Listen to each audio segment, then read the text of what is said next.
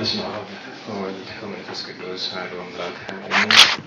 ይትባረክ እግዚአብሔር አምላከ እስራኤል ዘተሳሃለና ወገብረ መድኃኒተ ለሕዝበ ዚአሁ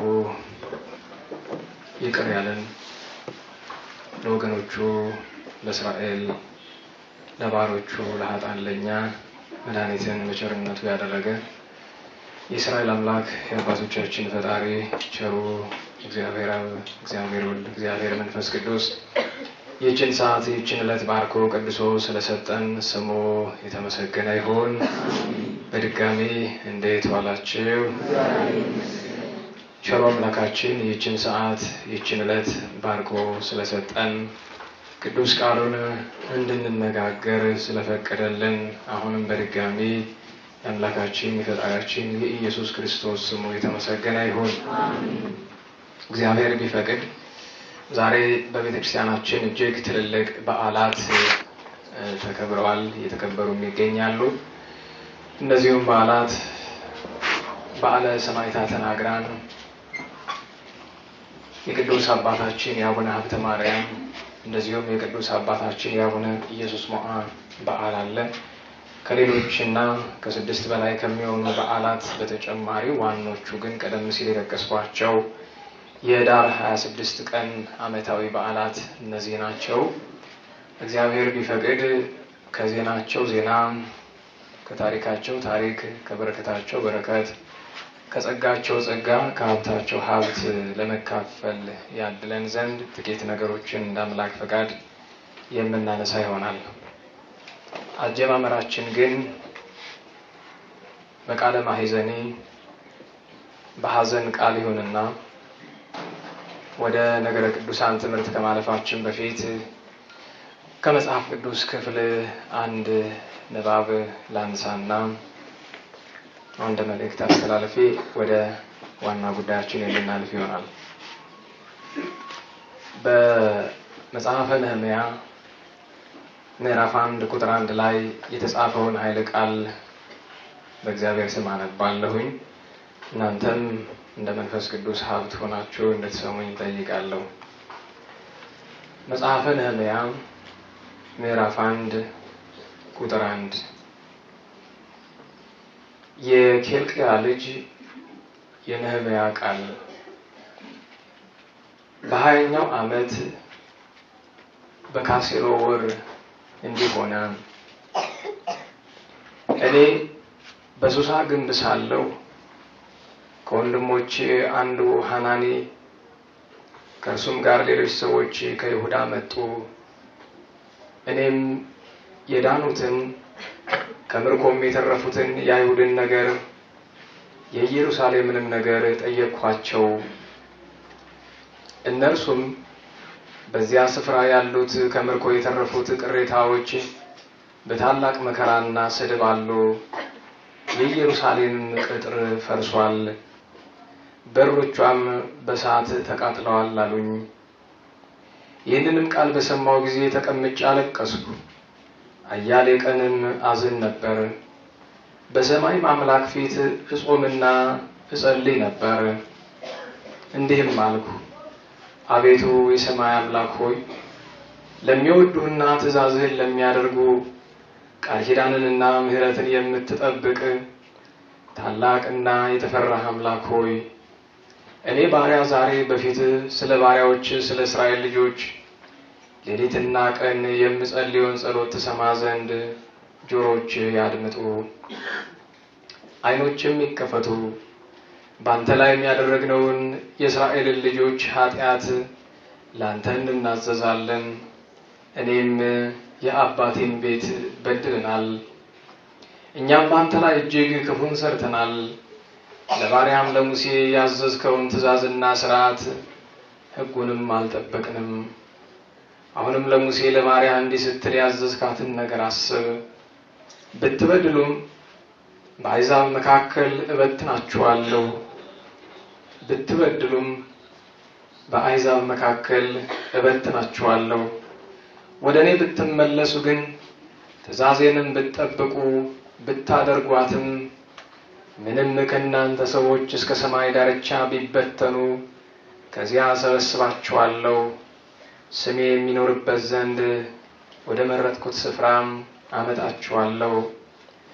እነዚህንም በታላቅ ኃይልና በብርቱ እጅ የተቤዠሃቸው ባሪያዎቼና ሕዝቤ ናቸው። ጌታ ሆይ ጆሮ የባሪያህን ጸሎት ስምህን የሚፈሩ ዘንድ የሚወዱትን የባሪያዎችን ጸሎት ያድምጥ። ዛሬም ለባሪያ አከናውንለት፣ በዚህም ሰው ፊት ምሕረትን ስጠው። እኔም ለንጉሡ ጠጅ አሳላፊ ነበርሁ። ስለ ቅዱስ ቃሉ አምላካችን እግዚአብሔር ስሙ የተመሰገነ ይሁን። ቀደም ሲል የሰማችሁትን ኃይለ ቃል ራሱ በተፈጥሮ ስሙ እዝራ ተብሎ የሚጠራው ነህምያ የኬልቅያ ልጅ በመከራ በነበሩበት ዘመን ተናግሮታል። ያለፈው ሳምንት ነገረ ትሩፋንን አንስተን ነበረ። እንዳልኳችሁ ከዚህ በኋላ እግዚአብሔር ባመለከተን መጠን ሁሉ የትሩፋንን ነገር እያነሳን ነው የምንቀጥለው። እዝራ ነህምያ የእግዚአብሔር ሰው ነው። እግዚአብሔርን የሚያመልክ ሰው ነው። ወገኖቹ ላይ የደረሰው መከራ በሱም ላይ ደርሷል። እጅግ ታላቅ ሰው ቢሆንም እንኳን ከታሪኩ እንደምታነቡት የሚሰራው የንጉሱ ቤት ጠጅ አሳላፊ ሆኖ ነው። ለዚህ ስራ የዳረገው የእስራኤል መጥፋት ነው። እርሱ ተማርኮ በወረደበት ስፍራ የኢየሩሳሌምን ዜና ሲጠይቅ 3 ነገር ሰምቷል። 1 የሕዝቡን መዋረድ ሰምቷል። ሀገር ስትበተን፣ ሀገር ፍዳዋን ስትበላ ሕዝብ ይዋረዳል። እደግመዋለሁ፣ በሀገር ላይ ችግር ሲመጣ የመጀመሪያ የሚዋረድ ሕዝብ ነው። በተለይ ጥፋቱ የመጣው በሕዝቡ ምክንያት ከሆነ መጀመሪያ ሕዝቡ ይዋረዳል። የሕዝቡን ውርደት ሰማ። 2ኛ የኢየሩሳሌም ቅጥሮቿስ እንዴት ሆኑ ብሎ ጠየቀ። የኢየሩሳሌም ቅጥሮቿ ፈርሰዋል ተባለ። ቅጥር ሲባል መጀመሪያ በዙሪያ ገባው ያለውን አጥር ይመለከታል። ወንድሞቻችን ትንሽ ጠጋ በሉላችሁ። ያው ትንሽ ሞቃችሁ ቢችልም አይታች መቀመጡ ያስፈልግም። ያው ትንሽ ተጠጋጉላችሁ። ያው በሴት ወንበር ወይም በወንድ ወንበር ሴት ስለሌለ እንደምንም ተጠጉላችሁ። እሱ አካባቢ ነው። ወደዚህ ይሄው እዚህ ጋር የመጀመሪያው አጥር የሚባለው ቅጥሩ ነው። በባሕረ ሐሳብ ትምህርት ላይ አባቶቻችን ባሕረ ሐሳብን አለማወቅ ምን እንደሆነ ሲናገሩ ካህን ዘኢተምህረ መጽሐፈ ሐሳብ ይመስል ከመፈለግ ዘአልቦ ማይ ወከመሃገር ዘአልቦ ጥቅም ይላሉ። ባሕረ ሐሳብን የማያውቅ ካህን መምህር ውሃ እንደሌለው ደረቅ ወንዝ፣ አጥር እንደሌላት ከተማ ሀገር ይመስላል። ውሃ የሌለበት ደረቅ ወንዝ ነጋዴያን ከሩቅ ሲመጡ ነጋዴዎች ረጅም ዛፍ ከወንዝ ዳር ይመለከታሉ። ቅጠሉ ለምልሞ ጫፉ ረዝሞ ያያሉ። ይሄማ የለመለመ ጫፉ የረዘመ ከስሩ ውሃ ቢኖር ነው እንጂ ብለው ይሄዳሉ። ግን ዛፉ እጅግ በጣም ጥልቀት ስላለው በስሩ በያዘው ውሃ ምክንያት ነው የለመለመው እንጂ ወንዙ ደርቋል የለም። ነጋዴያን ሲደርሱ ነጋዴዎች በጣም አዝነው ተሰቀው ይመለሳሉ። አዋቂ የሚመስል መምህርና ካህን ምንም የማያውቅ ከሆነ ደግሞ ምእመናን የጥምጥሙን፣ የቀሚሱን፣ የሰናፊሉን፣ የጭራውን ማማር ተመልክተው ይሄማ ካላዋቂነት ወደ አዋቂነት፣ ካዋቂነት ወደ ምግባር ሰሪነት ይመልሰናል ብለው ይሄዳሉ። ፍሬ ነገር ሲያጡበት አዝነው ተሰቀው ይመለሳሉ ይላል። አንዲት ሀገር አጥር ከሌላት በዚህ ዘመን ሉዓላዊነት የሚባለው ማለት ነው። በጥንት ዘመን አጥር ማለት ዛሬ ምን ነው የሚባለው? ሉዓላዊነት ለምሳሌ የኢትዮጵያን መሬት ከኢትዮጵያ መንግስትና ህዝብ ፈቃድ ውጪ ማንም ሰው እንዲረግጠው አይፈቀድም። ለዚህም ሲባል ነው ፓስፖርት የሚባል ነገር ያስፈልጋል። አንዱ ወደ አንዱ ሲሄድ የይለፍ ወረቀት ነው በስምምነት የሚፈጸም። ለምሳሌ የኢትዮጵያ ውስጥ ፓስፖርት ይዛችሁ የማትገቡባቸው ሀገሮች አሉ። ፓስፖርት በመያዝ ብቻ የማይገባባቸው ሀገሮች አሉ። ለምን? በሁለቱ ሀገራት መካከል ስምምነት ስለማይኖር። በጥንት ዘመን ግን እንዲህ ብሎ ነገር የለም። እያንዳንዱ ሀገር አጥር አለው፣ ቅጥር አለው። ዛሬ ይሄ አጥር በመከላከያ ሰራዊት ይጠበቃል። ድሮም እንደዛ ነበር። አጥር የሌለባት ሀገር አጥር የሌላት ሀገር እንዴት ነው የምትሆነው የሚለውን በኋላ በናግራን ሰማዕታት ዜና ህይወት ላይ እንመለከታለን። የቅጥሮቿስ ነገር እንዴት ሆኑ ብሎ ሲል ፈርሰዋል አሉት። ሶስተኛ ኢየሩሳሌምስ እንደምን ሆና ትኖራለች አለ። ኢየሩሳሌምማ ተቃጥላለች አሉት። አመድ ሆናለች። ሶስቱን ነገር ሰምቶ ምን አለ? አለቀሰ። ዕዝራ ነህምያ አለቀሰ። በእርግጥ ይሄ ችግር የተፈጠረ በዕዝራ ምክንያት አይደለም፣ በነህምያ ምክንያት አይደለም። ነገር ግን የሕዝቡ ኃጢአት ሰማይ ነክቷልና ኢየሩሳሌምን ከመፍረስ ማስቆም አልቻሉም። ስለዚህ የነበረው አማራጭ ማልቀስ ነው። ሰውኛውን ስትመለከቱት ነገ ከነገ ወዲያ ምንም መፍትሄ የሌለው ለቅሶ ለማልቀስ ዛሬ የምንሰራቸው ስራዎች በጣም ያሳዝናል። በጣም ዛሬ እንኳን እንዴት ተሆኖ እንደተዋለ ሰምታችኋል። እኔ በህይወቴ ከሚያስገርሙኝ ነገሮች አንዱ ጀግና ማን ነው የሚል አንድ ጽሑፍ አዘጋጅተን ነበር። አንድን ሰው ጀግና የሚያሰኝ ወደ 9 መስፈርቶች አሉ። ከነዚህ መካከል የመጀመሪያው ጀግና የሚያሰኘው ትዕግስት ነው። ትዕግስት የሌለው ሰው ጀግና አይደለም።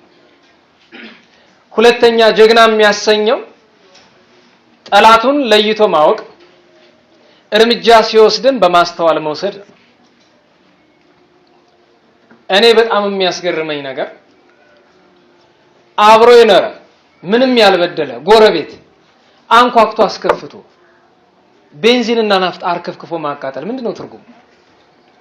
ያውም የሽማግሌ ቤት አንተ አማራን አንተ ቅማንት ነህ እየተባለ ምንድነው ትርጉሙ ይሄ? ኧረ እባካችሁ ማስቆም ባይቻል ነገሩ ወደ ጎንደር እንዳይስፋፋ የሆነ መፍትሄ ፈልጓል። አንድ ወንድ ነው ወደ ጎንደር እንዳይስፋፋ ምንድነው የምናደርገው? የት ይቀራል? የትም አይቀርም እኮ። አባቶቻችን የሚነግሩናል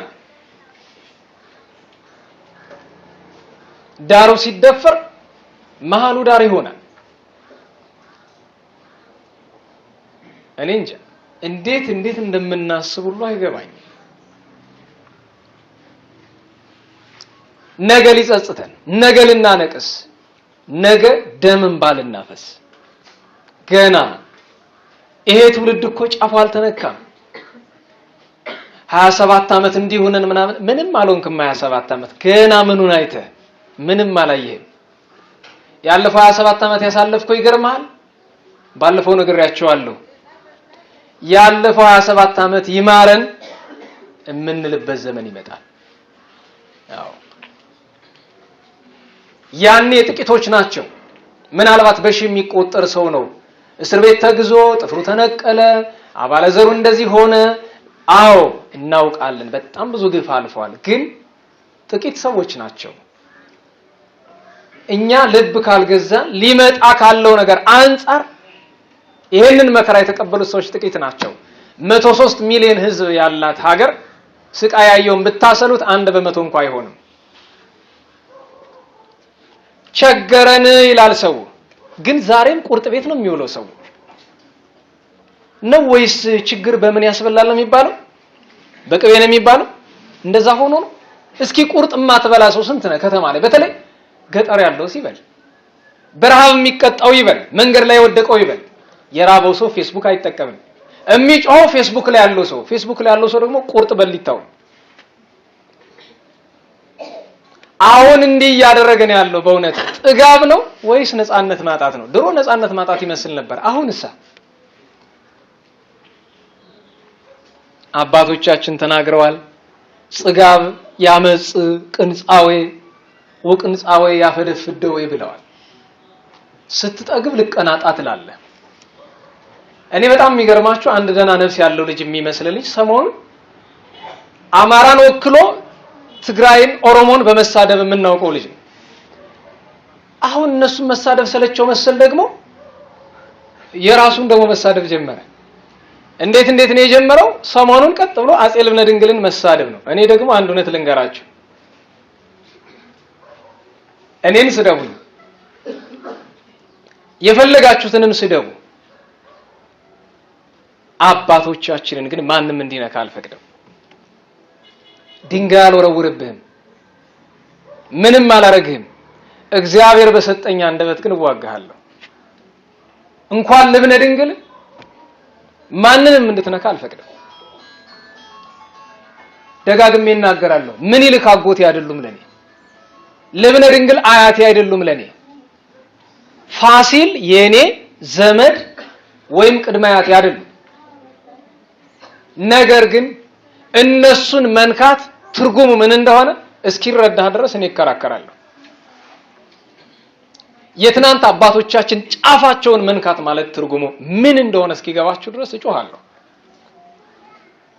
ክፍት አፍ ሁሉ ቁጭ ብሎ የበላው ነገር ጨጓራውን ሲያሞቅለት አፉን ይከፍታል አይደለም? ልብነ በየትኛው ሞራል ነው? እኔ ከዚህ ከአዲሱ ጠቅላይ ሚኒስትር አንድ በጣም ያዝኩለት ምን ይልክና ኃይለ ሥላሴን መናገር የሚችል ሞራል ያለው ሰው አለ እንዴ? ዛሬ ቆሻሻ ሁሉ ተጠራቅሞ ምን ይልክን ባንደበቱ መናገር የሚችል አቅም ያለው ሰው አለ? እንኳን ምን ይልክን ግራኝ አህመድን መናገር የሚያስችል አቅም የለም። ከግራኝ አህመድ የወረደ የዘቀጠ ጭንቅላት ያለበት ዘመን ነው። አንድ እውነት ልንገራችሁ፣ ግራኝ አህመድን አደንቀዋለሁ። ቤተክርስቲያናችንና ሀገራችን ያጠፋ ትክክል የሰራ ስለመሰለው ነው። ይሄን ማወቅ አለባችሁ። ለሱ እስልምና ጥሩ ስለመሰለው አለቀ። ቢያንስ ለዓላማው ኑሮ ለዓላማው ሞቷል። ምንም እንኳን የገሃነመ እሳት ራት ቢሆን ሀገሪቱን ቢያጠፋ ከግራኝ አህመድ ያልተሻለ ቆሻሻ ጭንቅላት ያለው ትውልድ ነው ያለው። በቀደም እዛኛው ጉባኤ ተናግሬያለሁ። ጽዮንን የሚጠሉ ይፈሩ እያልክ በየመድረኩ ትለፈልፋለህ። ጽዮንን የሚጠላ የመጀመሪያ ማን ነው? አንተ፣ አንቺ። የጽዮን ጠላቶች መጀመሪያ እኛ ራሳችን ነን። እሱን ነው ማስተዋልም ይገባል። ልብነ ድንግልን ሲሳደብ ከታች ማስረጃ ስጠኝ ብዬ ጠየቅኩት። ለዚያ ማስረጃ ሳይሰጥ ሌላ ስድብ ልብነ ድንግል ላይ ጨመረ። እሺ ከዚህ በኋላ እንደ ግል አስተያየት እቆጥርላለሁ ብዬ አስተያየት ሰጠው እዛው። ያንን ያልኩበት ምክንያት ገብቶ የሚያነባው ሰው ባለ ሞባይል እንዴት ሳይለንት ማድረግ እንዳለበት ወይ ነው ውጪና እናስተምር። ሞባይል ሳይለንት ማድረግ ትልቅ ስራ ነው። ብዙ ሰው እየተረበሸ ነው።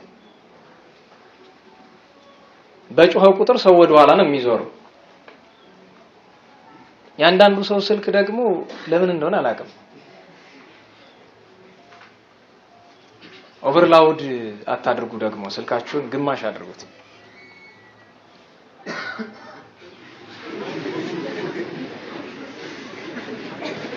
ጉባኤ ከገባችሁ በኋላ ስልክ አታጥፉ።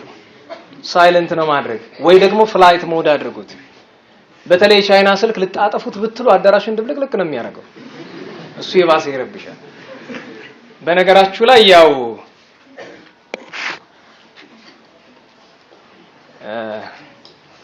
በባህላችን ተው የሚባል ነገር ብዙ ጊዜ ይገናል። ስለዚህ ዝም ማለት ይሻላል። ለሁሉም ስልካችሁን ተቆጣጠሩ ለማለት ያክል ነው። 2-3 ጊዜ ስትሰረቁ ስላየው ነው እንጂ መናገር አልፈለኩም። በዚህ መሀል እኔ ስልክ ይጮህና ያዋርደኝም ይሆናል አይታወቅም። ግን ደግነቱ ፍላይት ሞድ እና ይሄ ሰው ምን አለኝ? አላበዛኸው አልተፈታተንከኝም ብሎ አለ። በጣም ገርሞኝ ዛሬ እኮ ነው እንዲህ ከዛ ምክር ልሰጠው ብዬ ሲጀምር ብሎክ አደረገው። እንግዲህ ባቄላ ቀረብን ቀረ ነው ብዬ ተውኩት። የሚገርማችሁ የፌስቡክ ስሙ ፌክ ነው። እንደምታውቁት በፌክ ስም ነው አብዛኛው ሰው የሚጠራው። ምን አይነት የወረደ ጭንቅላት እንዳለን የምታውቁት ትክክለኛ ስማችን ነው። ወንድ የሆነ ሰው ስሙን ነው መጠቀም። አለቀ። ስሜ ማን ነው? የኔ ደህና ዋላችሁ። ስሜ ማን ነው? ዮርዳኖስ አይደል? ፌስቡክ ላይ ማን ነው የሚለው ስሜ? ዮርዳኖስ። አለቀ። ለምን ስምን ትቀይራለህ? ነገስታቱን ለመስደብ ግን የፕሮፋይል ስሙ ምን ይላል? ንጉስ ቀዳማዊ ይላል። በሱ ቤት እኮ ድሮ አማራን ወክሎ ሌላውን ለመሸንቆጥ ተመችቶት የነበረው ስም ይመስለኛል ይሄኛው። ማንነኛ የትናንት አባቶቻችን ላይ አፋችንን የምንከፍት ማንን? ሱስንዮስ ላይ መናፍቅ ነበር ብለህ አፍህን የምትከፍት አንተ ምን አቅም አለ? ሱስንዮስ መጨረሻ የገባትን ንስሐ ወዴት ታውቅና የወዲት ላይ የምትፈርድ አንተ ማን? እንኳን ደጎቹ ላይ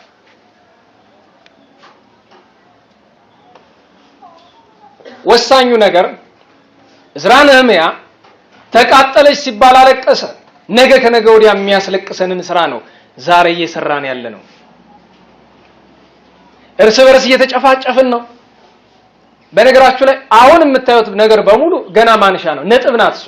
አልፈነዳም። ሲፈነዳ ከዳር እስከ ዳር ነው የሚጥለቀለቀው። ያን ጊዜ መሸሻም የለም። ያን ጊዜ ወዳጅ ጠላት የለም ማል ነገር። ምክንያቱም ማንም ሰው ተነክቶ የሚችል የለም። ስትነካው ይነካል፣ ስታርደው ያርዳል። ማንም ለክፋት አያንስም። ኦሮሞ በለው፣ ትግሬ በለው፣ አማራ በለው፣ ቅማንት በለው፣ አገው በለው ለክፋት የሚያንስ ማንም የለም እማል ነገራችሁ። አንዱን የዚህ ከተማ ወጣት ባለፈው ተሰብስበው ማታ ላይ ደበደቡት። ጓደኛ የለውም፣ የሚያብርለት የለም፣ ምንም ነገር የለውም። በእነሱ ቤት ሰው የለውም ብለው አስበዋል። ደበደቡት። መጥቶም እንዳለኝ ታውቃላችሁ ብዙ ናቸው። ከነጓደኞቻቸው ወደ 20 ይሆናሉ። በዚህ ፒያሳ አለፍ ብሎ ሺሻ ቤት አለ። ማታ ማታ እዛ ቁጭ ብሎ ነው የሚያመሹት። መጥቶም እንዳለኝ ታውቃላችሁ ገንዘብ ፈልጌ ለምን ስለው ፈንጂ ልገዛበት። ለክፋት የሚያንስ የለም። ምን ታረገው ብዬ ስለው ማታ ሺሻ በሚጠጡበት ሰዓት ላይ በሯ ገርገብ ነው የምትለው። ቀለበቱን ፈልቅቄ ውስጥ ጥለውና በውጭ ዘጋዋለሁ። ከነዛ 20 ሰው ስንት ይተርፋል? ማንም አይተርፍም። ክፋት ዕውቀት ይጠይቃል፣ ጉልበት ይጠይቃል። ለምንድን ነው ታዲያ የምንመካው? አማራ ነኝ፣ ኦሮሞ ነኝ፣ ቅማንት ነኝ፣ ትግሬ ነኝ እያለን የምንመካው ለምንድን ነው? እንኳን እግዚአብሔር ተበቅሎ ሊያጠፋን አንድ ደካማ ሰው እኮ እልም ያደርገናል። አታዩም? አሜሪካን ላይ በአሜሪካ ደህንነት በአሜሪካ ቁጥጥር አልቻለችው። ታጥቆ ይገባል። 17ቱን 20ውን በክላሽን በምንም በሉት ረምርሞት ይወጣል። ማን ይከላከለዋል? መሳሪያ ካላገኘ ምን ያደርጋል? ህዝብ የተሰበሰበበት ቦታ ላይ መኪናውን በፍጥነት ያሽከረከረ በመንገድ የሚያገኘውን ጠርጎ ይዞት ይወጣል። ይሄን ለማድረግ እኮ ችሎታ አይጠይቅም። መጨከን ብቻ ነው የሚጠይቀው እኮ። እነሱ የሚያደርጉትን ቤት ማቃጠል እኮ ቤታቸው የተቃጠለችባቸው ሰዎች እኮ አያቅታቸውም። ሁሉ ጊዜ አለቃ ገብረሃና የሚሉት ነገር አላቸው። ከጎረቤታቸው አንዲት ሴት መጣ። ከቤታቸው ህፃን አቅፋ ትጫወታለች። ከጎን ተክሌ ያለ ያለቃ ገብረሃና ልጅ። ማዘንጊያ ድንገት መጣች። ያለቃ ገብረሃና ሚስት ሌላ ነገር አስባ እንደምትቆጣ ስለምታውቃችሸት በችኮላ የራሷን ልጅ ትታ ተክሌን ይዛው ሄደች። ማዘንጊያ ስትገባ እቤት ያለ የጎረቤት ልጅ ነው። ስለዚህ ሴትየቱ እንደነበረች አወቀች። በጣም ስለተናደደች ህፃኑን ብድግ አድርጋ ምድጃው ላይ ልጥለው።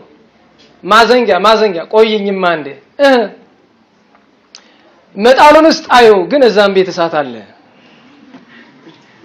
ይሄ ህፃን እዚህ ቢቃጠል ተክሌ እዛ ይቃጠላል። ማን ለክፋት ያንሳል? አንተ የሰው ቤት አቃጥለ ማን ዝም ይላል? ለጊዜው ግን ጀብዱ ስለሚመስል ባለፈው አይታችኋል አይደል? አዲስ አበባ ዙሪያ ላይ ያን ሁሉ ሰው ከጨፈጨፉ በኋላ አስከሬን አሰልፈው ሰልፊ እነሱ ነበር። ያን ሰልፊ ደግሞ ፌስቡክ ላይ ለጥፈውት ብዙዎቻችን አይተናል። ዘቅዝቀው እየሰቀሉ ሰልፊ ፎቶ ይነሱ ነበር።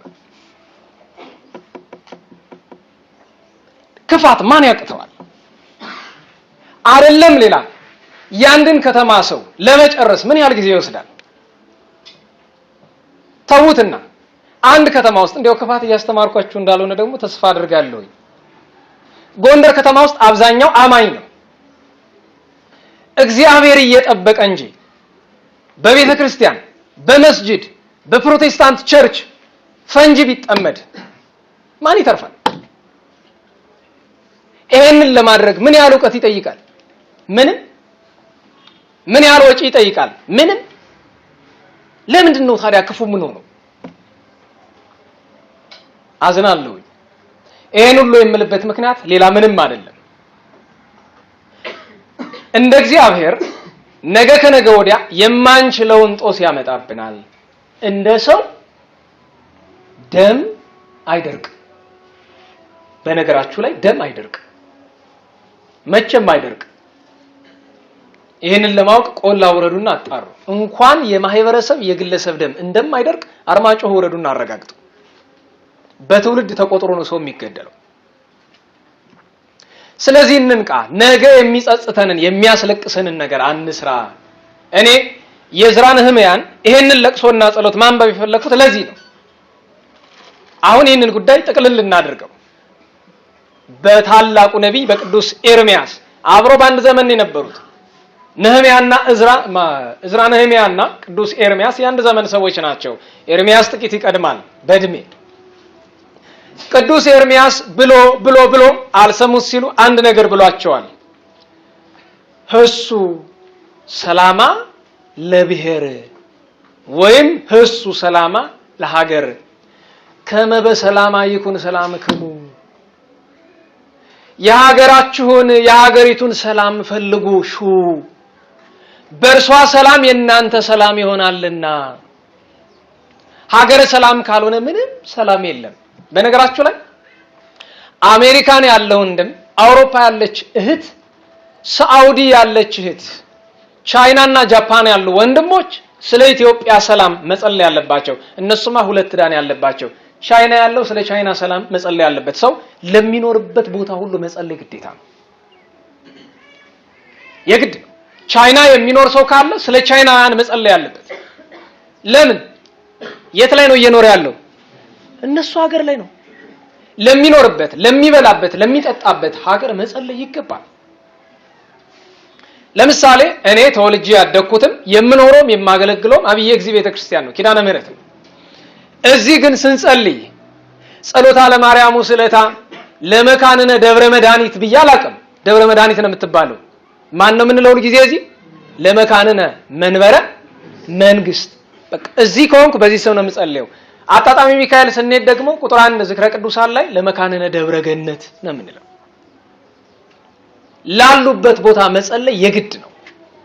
አሁን ሳዑዲ ያለ አንድ ወንድም ወይ አንዲት እህት እና ለሳዑዲ ልጸልይ ነው አይመችም እንደማይሉኝ ተስፋ አደርጋለሁ። ለምን?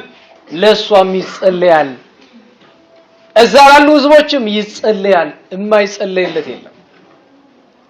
ስለዚህ ህሱ ሰላም አለ ሀገር፣ የሀገርን ሰላም ፈልጉ ሹ፣ ከመ በሰላማ ይኩን ሰላምክሙ።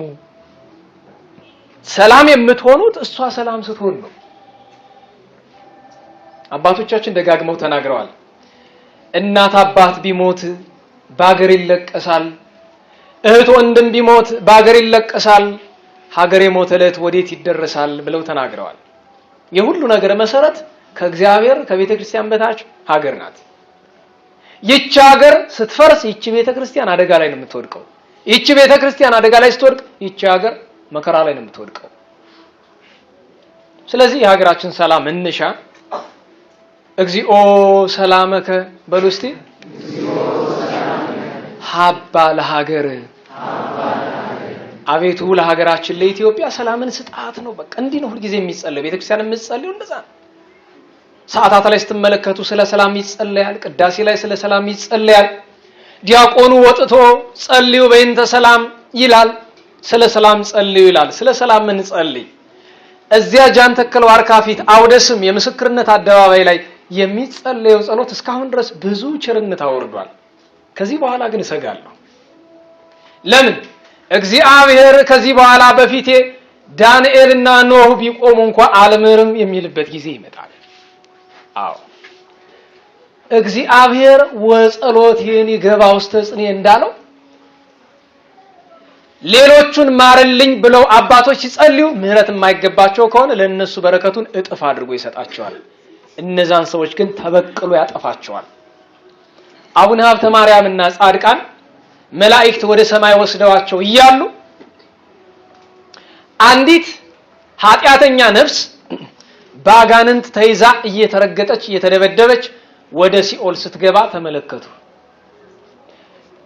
ጌታ ሆይ ይህችን ነፍስ ማርልን አሉ። ሁሉ ጊዜ ይምርላቸው ነበር። ያን ቀን ግን ምን አለ? አትድከሙ፣ እኔን ክዳ ጣዖት ስታመልክ ኖራለችና አልምራትም። ታዲያ ይህንን ነገር እንድናይ ለምን አደረከ? ቅዱሳን ብዙ ጊዜ ኃጥአን መከራ ሲፈረድባቸው ፍርድ የሚያዩ እንዲያማልዱ ነው። ጌታችን ለምሳሌ በኦሪት ዘጸአት ምዕራፍ 32 ላይ እስራኤልን ላጠፋቸው ነኝ ብሎ ለሊቀ ነቢያት ቅዱስ ሙሴ የነገረው ምን አድርግ ሲለው ነው? ለምነኝ። ምክንያቱም እግዚአብሔር ሊምራቸው ነው የሚፈልገው፣ ሊፈርድ አይፈልግም። ግን እስመ ድኅረ ሞቱ ለሰብእ አልቦቱ ንስሐ ይላል። ሰው ከሞተ በኋላ ንስሐ የለውም። ታዲያ ለምን ሰብስበህ የዚችን ነፍስ ወደ ሲኦል መውረድ ለምን አሳየን ብለው ሲሉት እግዚአብሔር ምን አለ? ምህረቴን ብቻ ሳይሆን የበቀል ፍርዴንም እንድታውቁ ነው። ምን አለ ብርሃነ ዓለም ቅዱስ ጳውሎስ? ነጽሩኬ እንከ ምህረቶሂ ወጥብዓቶሂ ለእግዚአብሔር። የእግዚአብሔርን ምህረቱን ብቻ ሳይሆን ምኑንም ማስተውሉ፣ ጭከናውን ማለትም ፍርዱንም ማስተውሉ ይላል። ፍርዱንም ማስተውሉ ይላል። ማስተዋል ግድ ነው። መመልከት ግድ ነው። ማየት ግድ ነው። ስለ ሀገር ሰላም፣ ስለ ሀገር ምህረት መጸለይ ግድ ነው። አቤቱ መከራዋን አታሳየን እያሉ መለመን ይገባል። እንጸልይ፣ እንለምን፣ እንማለል። እግዚአብሔር አምላካችን ሀገራችንን፣ ደብራችንን፣ ዓለማችንን ሁሉ ሰላም ያደርግልን። መቼም አይጣል ነው። ዛሬ ሌሊት የወጣ ሪፖርት ተመልክታችሁ ከሆነ የሚባል አንድ ተቋም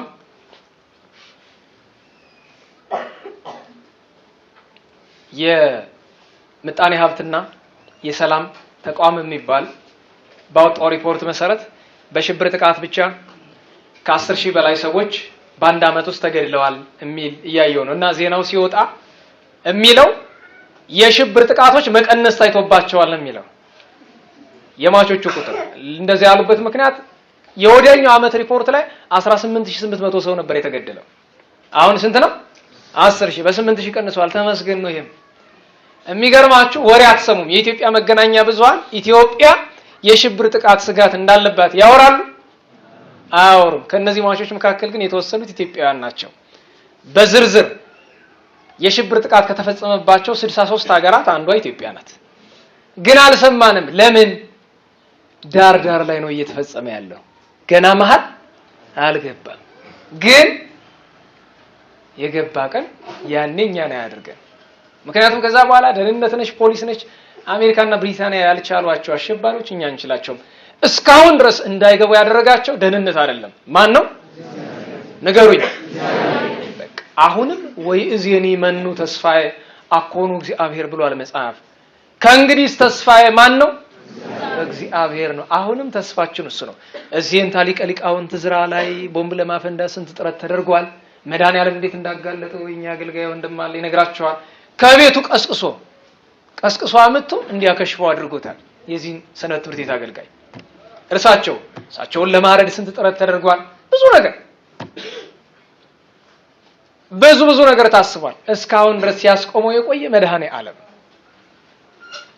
ነገም የሚያስቆመው መድኃኒዓለም ነው። ካልሆነ ግን መንገዱን የለቀቀላቸው ጊዜ እኛን ያድርገን ነው። ለዚያ ነው ስለ ሰላም ስለ ሀገር መጸለይ የሚገባው። አሁንም በድጋሚ እግዚአብሔር ሰላሙን ይስጠን።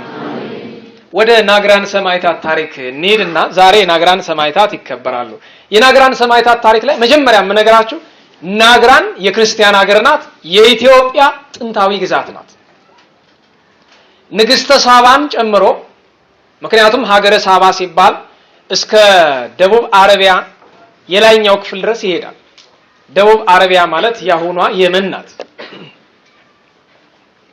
እስከዚያ ድረስ የሚደርስ ግዛት ኢትዮጵያ ነበራት። ግን በጊዜ ሂደት ኃይል እየደከመ መጥቶ ከኢትዮጵያ ግዛት ወጣች። ለዚህ ደግሞ ምክንያቱ አይሁዳውያን ጥጦስ አስባሲያኖስ ካሳደዳቸው በኋላ ማረፊያ ሲፈልጉ ቆይተው ሳባ የምትባለውን ግዛት ወረሷት። ከነሱ ጎረቤት ናግራን የምትባል ሀገር አለች። ናግራን አሁን የየመን ክፍል ናት። ናግራን የክርስቲያን ሀገር ናት። አባ ጳውሎስ የሚባል ደግ ሊቀ ጳጳስ ነበረባት። ቅዱስ ሂሩት የሚባል የ78 ዓመት ሽማግሌ ነበረባት። በዚህች በሀገረ ናግራን የሚኖሩ ክርስቲያኖች ላይ የሚቀና ፊንሃስ የሚባል ምዕራባውያንና ምስራቃውያን በሌላ ስም ነው የሚጠሩት፣ እኛ ፊንሃስ እንለዋለን ነበረ።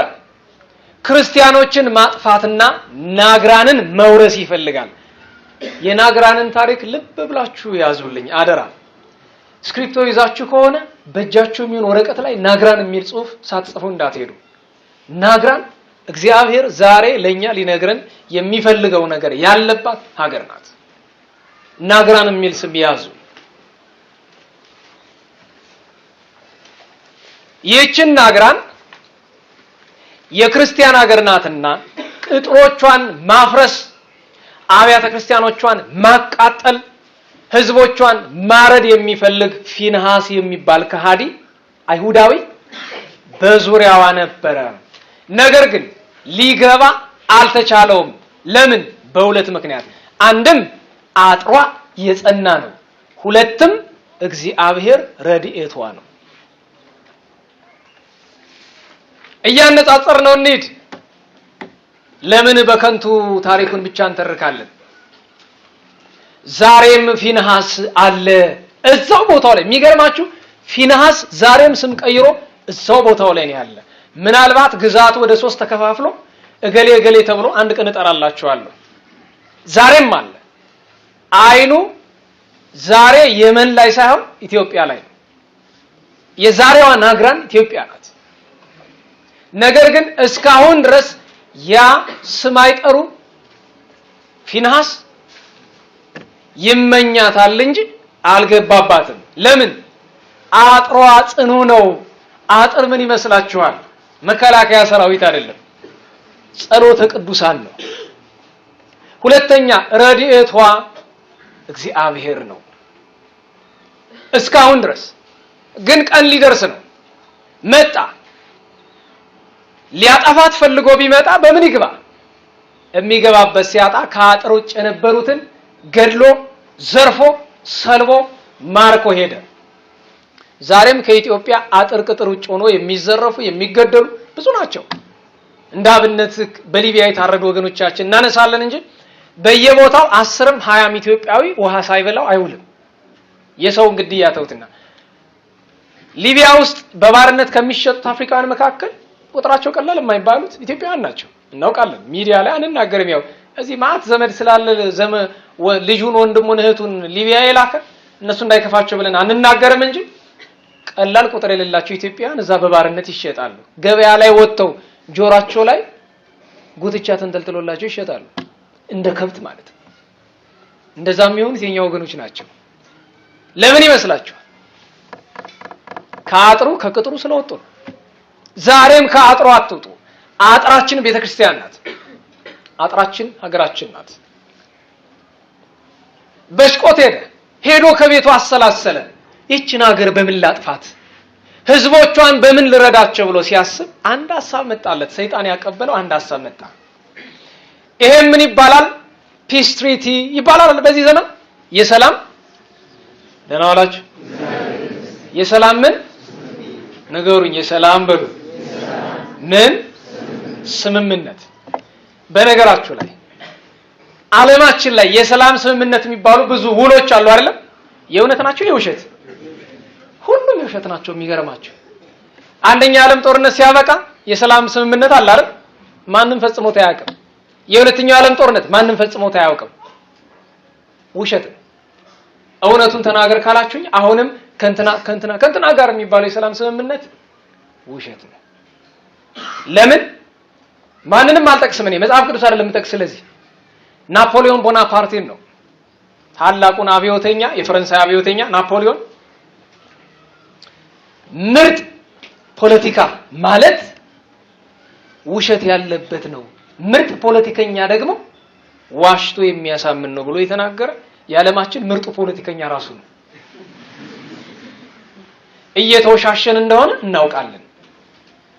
ጨርሶ መናገር አደገኛ ነው እንጂ ጨርሰን እንነጋገር ከተባለ ባለፈው መሪያችን ከሳዑዲ ከዩናይትድ አረብ ኤሚሬትስ ጋር ምንም አይነት ስምምነት የለንም ብለው ሲናገሩ ሰምተናል አይደል? እውነት ነው። እግዚአብሔር ያውቃል። እኔ ምንም አይደለም። ለምን? አንዳንዴ እናውቃለን ብንናገር እናልቃለን። አይዟችሁ እናንተ አታልቁም። የማይመስል ጨዋታ ብዙ አለ፣ ግን ፖለቲካ ነው። እናንተ የሰላም ስምምነት ዛሬ አይደለም የመጣው። ፊንሐስ የሰላም ስምምነት ይዞ ናግራን መጣ። እንፋቀር፣ የውሸት እንዋደድ። አሁን ያ ነፍሰ በላ ሰውዬ ኢሳይያስ ማንንስ የሚባለው ሰውዬ መጥቶ እዚህ ሲንጎ ባለፈው ነግራቸዋለሁ። ኢሱ አቤት ኢሱ እንደው ኢሳ እንዳንለው ኢሳ ደግሞ በአረብኛ ደግ ስም ነው፣ የመድኃኒታችን ስም ነው። አሁን ስታስቡት እንደው መንፈስ ቅዱስ በሱ ላይ ወርዶ ነው በአንዴ ከጅብነት ሰው የሆነው። በምን ይሳ ፖለቲካ በዛው ተዋለው፣ ችግር የለውም። ፖለቲካ ካበዛው ግን የሀገር ጉዳይ የቤተ ክርስቲያን ጉዳይ ስለሆነ ብቻ ነው እንጂ ፖለቲካ ላወራ ብል ይሄን አይደለም ማወራላችሁ። ጠዋት ማታ ስራችን ፖለቲካ ነው።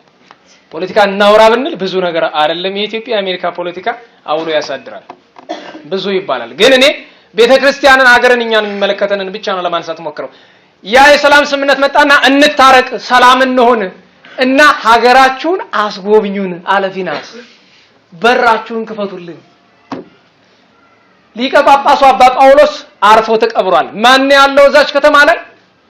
ቅዱስ ሂሩት የሚባል ሽማግሌ የሀገር ጠባቂ። ልብ በሉልኝ፣ ሽማግሌ የምን ጠባቂ? እቺ ሀገር ጠባቂ ሽማግሌ ስለሌላት ነው ዛሬ እንደምትሆነው። ምን አላቸው? አረ ይሄ ሰው ሐሰተኛ ነው፣ ተው፣ ሰላም ስምምነት ብሎ ነገር የለም፣ ተመለስ በሉት አላቸው። አይ ሂሩት ደግሞ ሁሉን ነገር መጠራጠር ትወዳለህ። ዛሬ እንደዛ የሚባሉ ሰዎች አሉ። ተው ይሄ ነገር አልጣመንም ሲሉ ተው እዚህ ሳውዲ ጋር እዚች ግብጽ ጋር እዚች ኤርትራ ጋር ሲባል ኤርትራ ወገኖቻችን ናቸው። በነገራቸው ላይ የኤርትራ ሕዝብ ወንድም ነው፣ እህት ነው፣ አንድ ነው። ለውጥ የለውም። የምናወራ ስለ ፖለቲከኞች እንጂ ስለ ሕዝቡ አይደለም። አንተ ደግሞ መጠራጠር ታበዛለህ። ሰው ሰላም ብሎ ሲመጣ ደግሞ እንዲህ ትላለህ ብለው እምቢ አሉት። ጥሩ ነው። ከዛ ፊንሐስ ሰራዊትን አስከትቶ ልክ እንደገባ መጀመሪያ ኃያላኑን እሰሩ አለ። የገባ በምን ስምምነት ነው? በሰላም። እግሩ እንደረገጠ ምን ጀመረ? ጠብ። ኃያላኑ ታሰሩ። በጦርነት ጉልበተኛ የሆኑ ታሰሩ፣ ዘብጥ እያወረዱ። ቀጥሎ ካህናትን፣ መምህራንን፣ ዲያቆናትን ሰብስቡ ተባለ። ተሰበሰቡ፣ ታሰሩ። በአጠቃላይ ወደ 8000 የሚደርሱ ካህናት፣ ዲያቆናት፣ አገልጋዮች ተሰብስበው ታሰሩ። አንድም ሳታስቀሩ አብያተ ክርስቲያናትን አቃጥሉልኝ አለ። በናግራን ምድር አብያተ ክርስቲያናት አመድ ሆኑ፣ ተቃጠሉ። አረ በዚህ አያበቃም። መጀመሪያ መምህራንን አሰለፈ። ኢየሱስ ክርስቶስን ትክዳላችሁ ወይስ አትክዱም አላቸው። ልጠይቃችሁ እንደ አይነት ጥያቄ ይቅርባችሁ። አንክደውም እንደምትሉኝ ያውቃለሁ። እንደ ቃላችሁ ያደርግላችሁ። ነገ ሰይፏ ስትመጣ የሚል ሰው ካለ ጥሩ ነው። አዎ፣ ለምን ከሰይፍ ፊት ቆሞና ከአንድ ለፍላፊ ፊት ቆሞ መናገር ይለያያል። እኔ ፊት ብትሉ ደስ ነው የሚለኝ፣ እዛች ቦታ ላይ ብትሉ ግን አንገታችሁን የሚቆረጥ ለምን አንክድም ያሉ 30 ወንድሞቻችን እንዴት እንደሆነ አይታችኋል አይደል? ታርደው ደማቸው ተቀዳ ስለ ክርስቶስ ፍቅር። እችን ማድረግ የሚችል ሰው ካለ ሰየው ካዱ ተባሉ። የሚገርማችሁ እንደው አንድ ሰው አይክድም፣ 8000 ሰው ወደ 4000 የሚሆኑት ዋና አገልጋዮች፣ ወደ 4000 የሚሆኑት የነሱ ተወራጆች ኢየሱስ ክርስቶስን ምንም ነገር አያስክደንም ብለው ተናገሩ። አሰልፎ ደማቸው እንደ ጎርፍ እስኪቀዳ ድረስ በሰይፍ አረዳቸው። 8000 ሰው ታረደ። ይሄንን ያደረገው ህዝቡን ለማስፈራራት ነው። ቀጥሎ ህዝቡን ትክዳላችሁ ወይስ አትክዱም አላቸው። አንክድም ማለት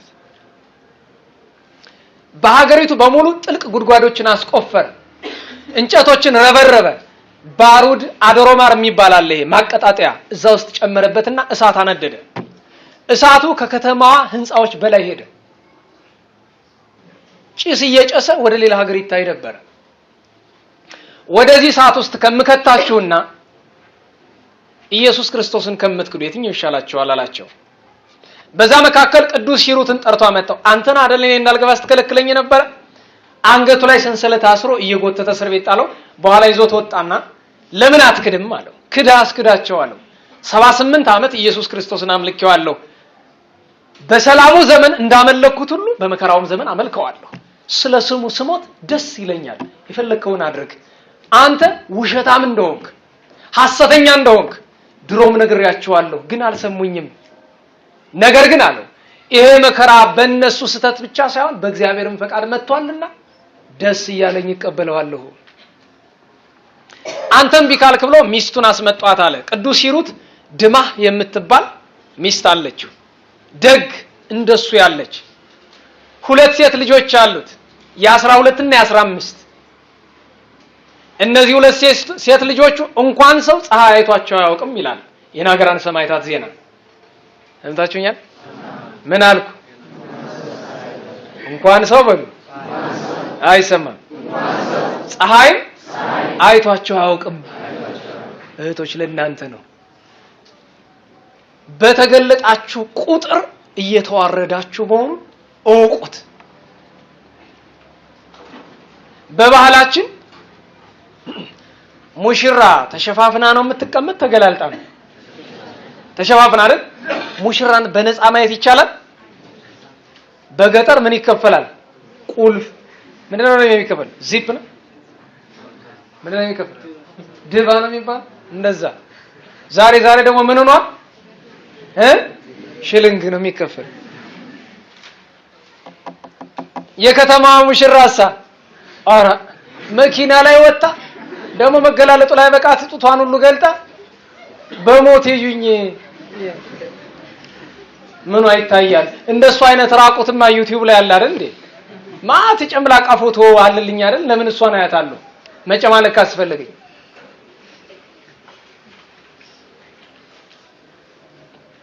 መሸፋፈን ጌጥ ነው።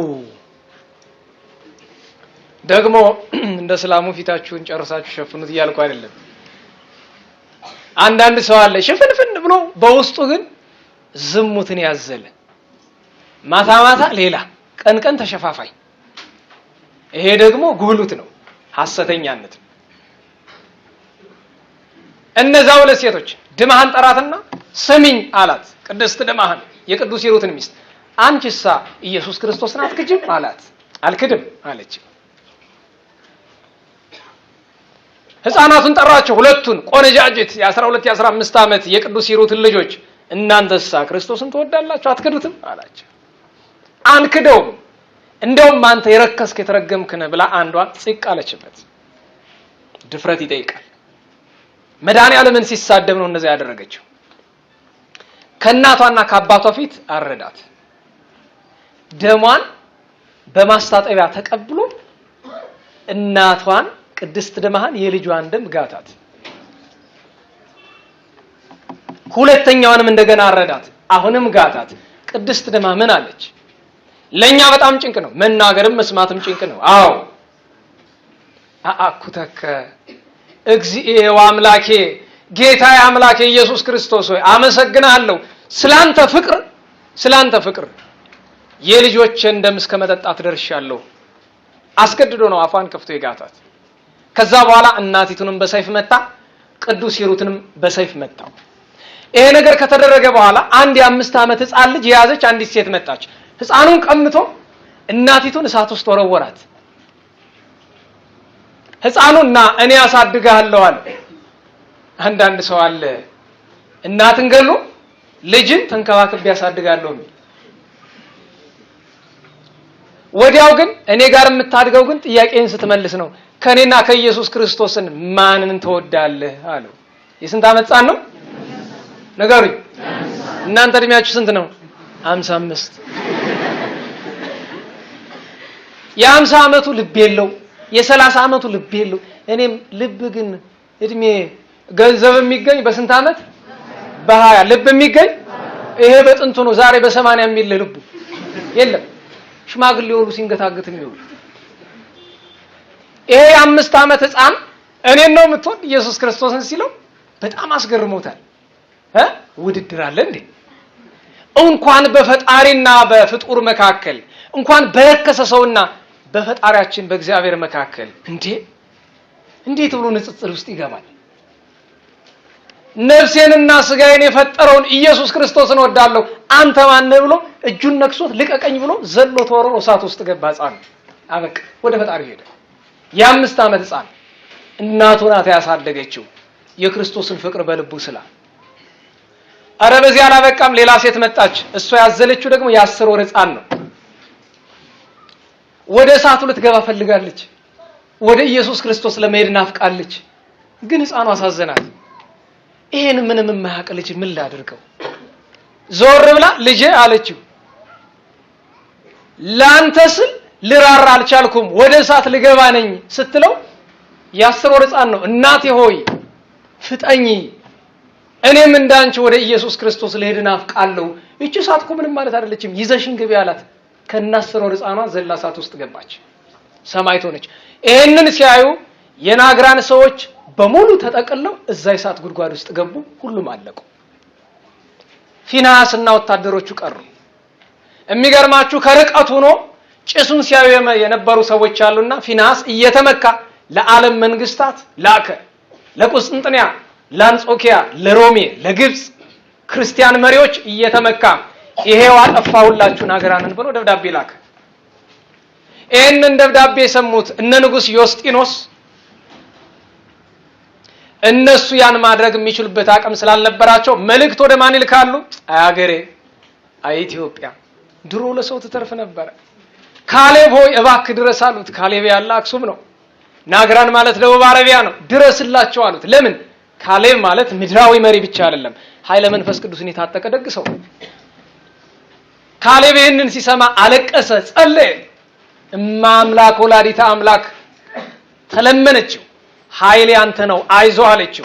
ሰራዊቱን አስከትቶ እኩሉን ከመሬት በታች እኩሉን ከመሬት በላይ እኩሉን በባህር ላካቸው። እግዚአብሔር ደግሞ አንዳንድ ልዩ የሆኑ አራዊትን በጦርነት እንዲራዱ ሰጡት። ይሄ ታሪክ ምስጢር ነው፣ አንነጋገርበትም። ሄደ። ፊንሐስን ከነጀሌዎቹ ሙልጭ አድርጎ አጥፍቶ ሀገርን ናግራንን አድሶ የተረፉትን ምዕመናን አጽንቶ ናግራንን የኢትዮጵያ አካል አድርጓት አጼ ካሌብ ቅዱሱ ተመለሰ። በዚህ ፈንታ መንኖ ገዳም ገብቶ ሲጋደል ኖሮ አርፏል። ናግራንን ያዙ። እግዚአብሔር ካሌብን ያመጣል። ከዚያ አስቀድሞ ግን ፊንሐስ ዳርዳር እያለባት ነውና እቺን ሀገር እንጠንቀቅ ለማለት ያክል ነው። ዛሬ ናግራን ሰማዕታት ዓመታዊ በዓል ነው። በረከታቸው ይደርብን። በተረፈ አባታችን ቅዱስ አባ ሀብተ ማርያም አቡነ ሀብተ ማርያም ዛሬ ዓመታዊ የእረፍት በዓላቸው ነው። እየቀመሳችሁት ያለው ዝክር በጻድቁ በአቡነ ሀብተ ማርያም ስም እየተዘከረ ያለ ነው። አቡነ ሀብተ ማርያም በ15ኛው ክፍለ ዘመን የነበሩ ኢትዮጵያዊ ጻድቅ ናቸው። አባታቸው ፍሬ ቡሩክ፣ እናታቸው ቅድስት ዮብስቴና ይባላሉ። በተለይ እናታቸው እጅግ የተለየች ደግ ሴት ነበረች። ከጋብቻ በኋላ ልትመንን ሸዋ ምስራቃዊ ክፍል ላይ የራውኢ የሚባል ቦታ በረሃ ገብታ ነበረ። አንድ የበቃ ባይታዊ አንቺ አሁን መመነን አትችይም።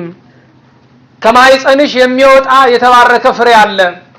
በአካለ ስጋ ያለ ከሲኦል ነፍሳትን የሚያወጣ ስላሴን መመልከት የሚችል እንደ መላእክት ክንፍ ያለው በሰረገላ የሚጫን ልጅ ትወልጃለሽ፣ ተመለሽ አሏት። ተመልሳ አቡነ ሀብተ ማርያምን ወለደች። ሀብተ ማርያም፣ ሀብተ ስላሴ፣ ሀብተ አብ፣ ሀብተ ወልድ፣ ሀብተ መንፈስ ቅዱስ ተብሎ ስም ወጣላቸው። አደጉ። የቅዱሱ ታሪክ በጣም ሰፊ ነው። ልጋብዛችሁ። ገድለ አቡነ ሀብተ ማርያም ፈልጋችሁ አንብቡ። በተለይ ገዳማቸውን ያያችሁ ታውቋቸዋላችሁ። ከአዲስ አበባ ደብረ ሊባኖስ፣ ከደብረ ሊባኖስ የ1 ሰዓት ተኩል መንገድ ወደታች መውረድ ነው። ደብረ ይሰበይ በሉ እስቲ። አይሰማም። ደብረ ብፁዓን እና አባ ኢያሱ እና አቡነ ሀብተ ማርያም ገዳም ነው። ድንቅ ገዳም ነው። የአቡነ ሀብተ ማርያም አጽም ያለ ግን ደብረ ሊባኖስ ነው። የአቡነ ተክለ ሃይማኖት እና የአቡነ ሀብተ ማርያም አንድ ላይ ነው ያለው። ጻድቁ ገና ሕፃን እያሉ በ5 ዓመታቸው ቤተክርስቲያን እግዚኦ መሐረነ ክርስቶስ ሲባል ሰሙ። ሰማን? ምን ሲባል ሰሙ? አቤቱ ክርስቶስ ሆይ ማረን። እቺ ጸሎት በምድር ከሰይጣን ተንኮል በሰማይ ከገሃነመ እሳት ማምለጫ አይናት አሉ። ገና በ5 ዓመታቸው በሕፃንነታቸው። ከዚያ በኋላ ሌሊት ተነስቶ አንድ የ5 ዓመት ሕፃን እንደው እግዚኦ መሐረነ ክርስቶስ እያለ ሲሰግድ ብታዩ ምን ትላላችሁ? ድንቅ ነው። እግዚኦ መሐረነ ክርስቶስ ሌሊቱን በሙሉ መስገድ። ወላጆቻቸው ሲመጡ መኝታቸው ላይ ሄደው ተኝተው እንቅልፍ የወሰዳቸው ይመስላሉ። ጌታችን ሌሊት ይጠራቸው ነበር። ሀብተ ማርያም ሀብተ ማርያም እያለ ያነጋግራቸው ነበር። ገና በሕፃንነታቸው በእረኝነት ወራት እያሉ ሰምታችሁኛል? በምን እስቲ እረኛ የነበራችሁ አላችሁ? ጎበዝ ጎበዝ። አይ የሚቆጨኝ እረኛ ሳልሆን በማደጌ ነው። ከተማ ተወልዶ ማደግ ትልቅ ጉዳቱ ይሄ ነው። እረኛ መሆን አያስችልም። እረኛ መሆን ትልቅ ሙያ ነው። ለምን መሰላችሁ? ሰማይ ምድሩን የፈጠረ መድኃኔዓለም እንኳን በጎችን እየጠበቀ ነው ያደገው። የእስራኤል እረኛ ቅዱስ ዳዊት የበግ እረኛ ነበረ። የእስራኤል ቀዳማዊ እረኛ ቅዱስ ሙሴ የበግ እረኛ ነበረ። አይ እንደው ሀገራችን እኮ በግ ባልጠበቁ ሰዎች እየተመራች ነው። ዳይገባችሁ በርገር ማክዶናልድስ እየበላ ሰው ምን ይረባ ብላችሁ አሁን እንድሪያስ የሚላሉ ሻይ እየጠጣህ ምኑን ትረባዋለህ ይላሉ። ሻይ አታብዙ፣ ትንሽ ሻይ ምንድነው ጥቅሙ? ደህና ዋላችሁ። ሻይ ምንድነው ጥቅሙ? ማነቃቃታ። በጣም የሚገርማችሁ ምን ያህል ድንዙዝ ብንሆን ነው ማነቃቂያ የምንፈልግ። ቡና ምንድነው ስራው? ማነቃቃት። ታዲያ የፈረንጅ ተንኮለኛ የካንሰር መድኃኒት ነው የምናምን መድኃኒት ውሸት ነው። ዝም ብሎ የማይሉት ነገር የላቸውም። አንዱ ባለፈው ነግራቸዋለሁ። አንዱ ምን ይላል? ቡና የካንሰር መድኃኒት ነው። ጀርመን ላይ ይሆናል ለዚህ የተባለ ደግሞ እንግሊዝ ያለው ይመጣና አረ ካንሰር ያስይዛል ቡና ይላቸዋል። ጥናት እያሉ ዓለማችን ፈጁ። እናስተውል፣ እንመርምር። በረኝነት እያለ እሸት አመጡና እንብላ አሉት። አቡነ ሀብተ ማርያም እምቢ አለ። ለምን እምቢ እንዳሉት ታውቃላችሁ? አንድም የተሰረቀ ነው። እንዴት አወቁ? እግዚአብሔር ጸጋ። ዛሬ የተሰረቀ መጥቶ ቢሰጣችሁ እምቢ ትላላችሁ? ኧረ እንኳን የተሰረቀ የአባት ቤት ሲወረር አብረውረር። ባለፈው ታስታውሳላችሁ የነገርኳችሁ ወይኔ የሚል ይኖራል እኮ በዚህ በጭልጋ አካባቢ ነው አሉ። የሥራ ኃላፊ ነውና በአመት የ444 ቀን አበል በልቷል። በአመት ስንት ቀን ነው ያለው? 300 እና ምናልባት ጭልጋ አካባቢ አመቱ 444 ቀን ይሆናል አይታል።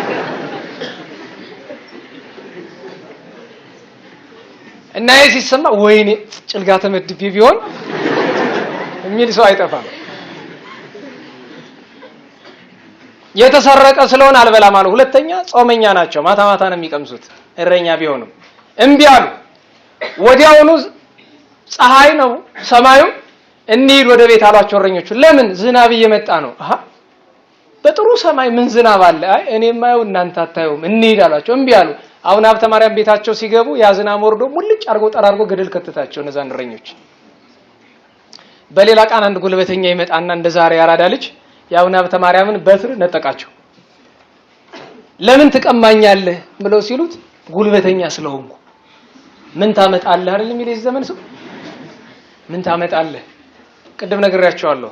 የሆነ ነገር ማምጣት ለማንም አያውቅም። ተራራ የሚያክለውን ሰው ዱቄት ማድረግ በጣም ቀላል ነው። ዱቄት ሎሱስ አድርጎ ሽባ ማድረግ በጣም ቀላል። የሚጠይቀው አንድ ነገር ክፉ ሰው ለመሆን መጨከር ብቻ ነው። ሌላ ምንም እውቀት አይጠይቅም። ተራራ የሚያክለውን ሰው ጨርቅ ማድረግ ይቻላል። ጨርቅ ልፍስፍስ ብሎ እንዲለምናችሁ ማድረግ ይቻላል። በጣም ቀላል። በግልጽ መነግራችሁ ታስታውሳላችሁ። የዛሬ ስንት ዓመት አካባቢ ነው አገር አይብቀኝ የሚል አንድ ጎበዝ ነበርና ሰው በየመንገዱ ይደበድባል። እግዚአብሔር አይጣል ነው። አንድ ቀን ግን የደበደበው ሰው ደገኛ አልነበረም፣ ቆለኛ ነበር። በሌላ ቀን አራዳ ላይ ሽጉጡን ታጥቆ ያ ሰው ከቻለ ተንበርከካል። የአገር አይብቀኝ የሚል ልጅ ተንበረከከ። ተንበርክኮ አንበርክኮ አስፈራርቶ የሚሄድ እንዳይመስላችሁ በግንባሩን የለቀቀበት ሽጉጡን መሀል ከተማ። እንደዛ ካደረገው በኋላ ሩጦ የሚያመልጥ መሰላችሁ? በፖሊሶች መካከል እየተንጎራደደ አልፎ ነው ሄደው። ማን ወንድ አለ? ሁሉም እኮ ወንድም የሆነው እንትኖቹ መካከል ሴቶቹ እንዳለ ብዬ ሁልጊዜም እንደዚህ እምላችሁ ክፉ ነው እያልኩ አይደለም። ማንም ለክፋት አያንስም ብዬ ነው። በጉልበት ነው የቀማዋለሁ። እኔ ጉልበት የለኝም፣ ግን በፈጣሪ በእግዚአብሔር ስም አምያለሁ። የበጎችን መጠበቂያ አትውሰድብኝ ያሉት አቡነ ሀብተ ማርያም ገና ሕፃን ናቸው። እኔ በጉልበት ቀምቻለሁ አልሰጥህም ሲላቸው የእግዚአብሔርን ስም ጠርቼብሃለሁ፣ ቀጥሎ የሚሆነውን አንተ ታውቃለህ አሉ። ቅዱስ ሚካኤል መጥቶ እግሩን አንስቶ ደመና ላይ አንጠለጠለው ዘቅዝቆ። እዚያ ላይ ሆኖ እንደገና ማረኝ ማረኝ ማለት ነው። ተሰብስበው መጥተው ጓደኞቹ አረ ማረው ስላዛኝቱ ስለመቤታችን ማረው ብለዋል። እግዚአብሔር ያውርደው አለ። ወረደ፣ መጥቶ ሰገደ። እዚህ ሁሉ አልፎ ቢቀመጥ ምን አለ? ኋላ ሊሰግድ በጉልበት የቀማው። እንዲህ ያሉ ኖሩ። በኋላ ይሄ ነገር ተሰምቶ ትምህርት ቤት ገቡ። መጻሕፍትን፣ ዳዊትን፣ ወንጌልን ተማሩ። አባታቸው ፍሬ ቡሩክ ሚስት ታገባለህ ሲላቸው አይሆንም አሉ። የዓለምን ስርዓት ሊያስለምዳቸው በሰንበት መንገድ ይልካቸዋልና በሰንበት ቀን ሞታቸውን ተመኙ። በጣም ስላዘኑ ለዚያ ንስሐ ገብተውበታል። ኋላ ግን አንድ ቀን በግድ ነው ማጋባ ብሎ አባታቸው ሴት ፍለጋ ሄደ፣ ቆንጆ ሴት ፍለጋ። አቡነ ሀብተ ማርያም በሌላኛው በር ወጥተው በረሃ ሄዱ። መንገድ ላይ ግን እያዘኑ እያለቀሱ ይጸልዩ ነበርና መብረቅ ብልጭ ብሎ ፍሬ ቡሩክ አይን ላይ አረፈ። እዚያው ላይ ዘለፍ ብሎ ወደቀ። ከዚህ ዓለም በሞት ተለየ፣ ተቀበረ። እናታቸው ቅድስት ዮስቴና ሀብት ንብረቷን ለነዳያን ሰጥታ በአትወስና በጸሎት ተቀመጠች። አቡነ ሀብተ ማርያም ከዚህ በኋላ ሰፊ ህይወት አላቸው። ከምንም በላይ አስገራሚ ህይወታቸው አፋር ውስጥ የእሳቸው የመጀመሪያ በዓታቸው አፋር ነው። አፋር በጣም የብዙ ቅዱሳን ቤት ነው የነበረው። በተለይ አባ ሳሙኤል ሳብአዊ ነበር። ሰባተኛው አባ ሳሙኤል ኢትዮጵያውያን ሳሙኤሎችን ስንቆጥር ሰባተኛ ደረጃ ላይ የምናገኛቸው አባ ሳሙኤል ያፋሩ የአቡነ ሀብተ ማርያም መምህር ነበሩ። በጣም ቁጡ ናቸው። አቡነ ሀብተ ማርያም ውሃ ቀዳ ተብሎ ይሄዳሉ። አንዲት እንስራ ነው ያለች እዛ ቤት። ውሃ ቀድተው ሲመጡ አቀበት ላይ አንሸራተታቸው። ሲያንሸራታቸው እንስራው እንግዲህ ወረደ ሄደ፣ ውሃ እንደሞላ ማለት ነው። ትዝ ሲላቸው አቡነ ሀብተ ማርያም አቡነ ሳሙኤል ሊቆጧቸው ነው። ጌታዬ ኧረ እባክህ አንዷንም እንስራ አትስበርብኝ፣ አባቴ እንዲቆጣ አታድርግ ብለው ተናግረው ሳይጨርሱ ወርዶ የነበረውን ስራ ተመልሶ መጥቶ ጭንቅላታቸው ላይ ተቀመጠ እንደገና። እንዲህ ሲሆን ከኋላ ማን ያያሉ? ራሳቸው አቡነ ሳሙኤል ያያሉ። ይሄ ታዳጊ መነኩሴ ምንድነው ጉዱ እያሉ አንድ ቀን መጽሐፍ እያነበቡ መብራት ያበሩላቸዋል ለአቡነ ሳሙኤል። ንፋስ መጥቶ ልም አደረገው። ደነገጡ እና በልባቸው ይጸልዩ ነበርና ከምን እንደመጣ ሳይታወቅ በራሱ ጊዜ በራ። በነገራቸው ላይ ዛሬም ገዳማቸው አካባቢ እንዲህ ይደረጋል። እግዚአብሔር ጸጋ ለሰጠው ሰው ደብረ ሊባኖስ እና ደብረ ይሰቤ መሃል ላይ እንደዛ ይደረጋል። ከዚያ ግን ይሄንን ሁሉ ታምራት ከተመለከቱ በኋላ አቡነ ሳሙኤል ልብስ ሰጧቸው ለአቡነ ሀብተ ማርያም። እንካይችን ልብስ ልበስ ግን አሏቸው ከዛሬ ጀምረ በደንብ ትታዘዘኛለህ፣ ልብስ ሰጥቻለሁ። አይ መታዘዙን እታዘዝዎታለሁ፣ ልብሱን የሰጠኝ ግን እግዚአብሔር ነው። እንደዚህ ቢሏችሁ ምን ትላላችሁ? አያመሰግንም የምንላቸው ሰዎች አሉ አይደል? እንዲያመሰግኑ እንፈልጋለን። አቡነ ሽኖዳ ምን ይላሉ? ሰዎች እንዲያመሰግኑ ስትፈልግ አንተ የእግዚአብሔር ወደረኛ ነህ። ምስጋና ለማን ነው የሚገባ? እኔን አመስግኑኝ ማለት እኮ እግዚአብሔርን መፎካከር ነው። በደንብ ብሎ ሲላቸው አይ የሰጠኝ እንኳን እግዚአብሔር እንዴት እግዚአብሔር ሰጠኝ ትላለህ ብሎ ተናደው ገቡ። የእመቤታችን ስላለች ሲጸልዩ ቆማ ታያቸዋለች እመቤታችን። አንተ ለምንድን ነው ወዳጄን ሀብተ ማርያምን የተቆጣኸው? ከዛሬ ጀምሮ ሁለተኛ ብትቆጣው አንተን አያድርገኝ አለቻቸው። ተመልሰው ሄደው ሰግደው ልጄ አባት ይሁን ከዛሬ በኋላ 12 ዓመት እሳቸውን አገልግለው ወጥተዋል። ብዙ ድንቅ ታምራት ሰርተዋል። በገዳም ተመላልሰዋል። የአቡነ ሀብተ ማርያም ዜና ሕይወት ተዘርዝሮ አያልቅም። አቡነ ሀብተ ማርያም አባቶቻችን አቡ ቀለምሲስ ነው የሚሏቸው። ነጻሬ ምስጢራት በሰማይ በምድር ወዘታይት ያለ ምድር ይላሉ። ከምድር በታች ያለ ምስጢር ያውቃሉ። ወደ ሰማይ ወስዷቸው ቅድመ እግዚአብሔር አድርሷቸው ቅዱስ ሚካኤል በዘመናቸው ሊራዳቸው ነበር። ከቤት ቁጭ ሲሉ ቅዱስ ሚካኤል በቀኛቸው መጥቶ ይቀመጣል አብሮ። እንግዳ ይመጣ እንደሆነ ምን ይላቸዋል? እገሌ እገሌ የሚባል ሰው እየመጣ ነው፣ የሚፈልገው እንደዚህ እንደዚህ ነው፣ እንዲህ ብለህ መልሰው ይላቸዋል። ወጥተው ልጄ ምን ፈለክ? እንዲህ ፈልጌ እንዲህ ያደርግ ብሎ ይሰልላል። እና አንድ ቀን ከበር ላይ አንዱ ነዳይ መጥቶ የእመቤታችን ስም ይጠራል። አቡነ ሀብተ ማርያም ስራ ይዘው ዝም አሉ። ቅዱስ ሚካኤል ገብቶ አንተ ነዳይ እየጮኸ የክርስቶስ ምሳሌ የሆነ ነዳይ እየጮኸ ዝም ትላለህ? ውጣና ቆብህን ቀሚስን ልብስን በሙሉ ስጠው አላቸው። ሁሉን ሰጠው፣ ራቁታቸውን ገቡ። ይሄ ነው ጽድቅ ማለት ብሏቸዋል። በብዙ ተጋድሎ ኑሯል። የዳዊትን መዝሙር 150ውን ባህር ውስጥ ሰጥመው ይሰግዳሉ። በቀን 4 ወንጌል ያነባሉ። የአቡነ ሀብተ ማርያም 7 አክሊል ወርዶላቸዋል። አንዱ አክሊል የወረደላቸው 4 ወንጌል በየቀኑ በማንበብ ነው። ሰማችኋል አይደል? ስንት ወንጌል በቀን ስንት ምዕራፍ እናነባለን ነው ጥያቄው። 4 ወንጌል ይጸልዩት ነበር። የማቴዎስ፣ የማርቆስ፣ የሉቃስ፣ የዮሐንስን። በዚህ ምክንያት አክሊል ወርዶላቸዋል። ቂም አሳድረው አያውቁም በልባቸው። በዚህ ምክንያት አክሊል ወርዷል። ካህን ነበሩ፣ ማይጠንት ያጥኑ ነበር፣ ድንግል ነበሩ፣ ገዳማዊ ነበሩ። ታላቁ ጻድቅ አባታችን አቡነ ሀብተ ማርያም በብዙ ተጋድሎ ኖረው በዚህች ቀን አርፈው ርስቱን መንግስቱን ወርሰዋል። ያረፉት በ1490 ዓመተ ምህረት እንደሆነ ይታመናል። አንዳንድ መዛግብት ግን በ1499 ነው ይላሉ። በዛም ብሎ በዚህ ከ511 ዓመት በፊት በዚህች ዕለት አርፈው በክብር ተቀብረዋል። እግዚአብሔር አምላካችን በረከታቸውን ያሳድርብን፣ ጸጋቸውን ያሳድርብን። ባለፈው እንደነገርኳችሁ ሀብተ ማርያም በሉ እንጂ ሀብትዬ የሚለውን ነገር ተውት ብዬ ተናግሬ ያለሁኝ። በተረፈ ኢትዮጵያዊ ጻድቅ የአቡነ ተክለ ሃይማኖት የቆብ አባት አቡነ ኢየሱስ ሞዓ ዘሐይቅ ወላዲ አይላፍ ቅዱሳን እንዘ ያህሊ ዘበሰማያት ምስካቦ መጠነ ዓመታት 50 ይሰከበ በገቦ የሚላቸው እሳቸው ናቸው።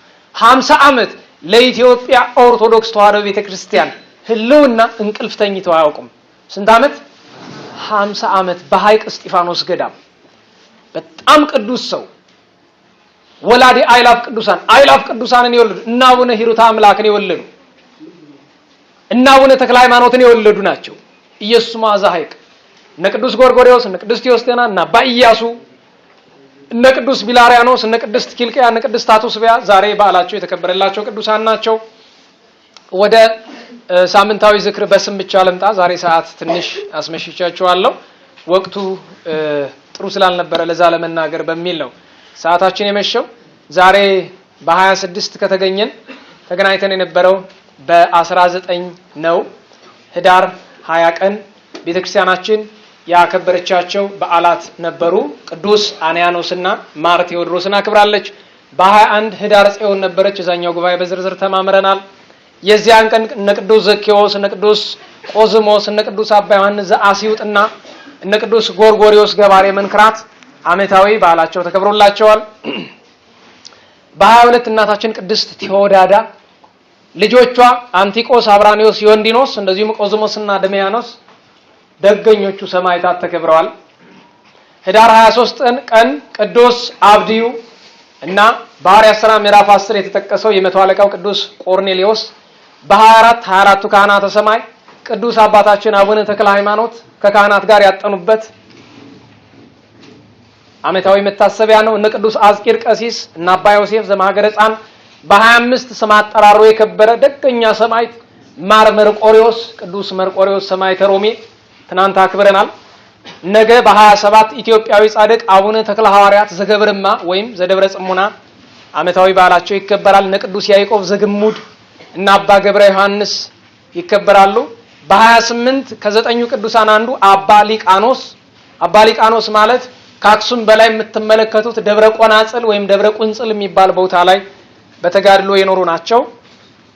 በ28 በ29 አባታችን ማር ቀሌምንጦስ የቅዱስ ጴጥሮስ ደቀ መዝሙር መጽሐፈ ቀሌምንጦስን ያዘጋጀው ቅዱስ ቀሌምንጦስ ተፍጻሜተ ሰማዕት ቅዱስ ጴጥሮስና በቤተ ክርስቲያን ሁሉም ሰማዕታት በአንድ ላይ የሚከበሩበት አእላፋት ሰማዕታት የሚባል ቀን ነው።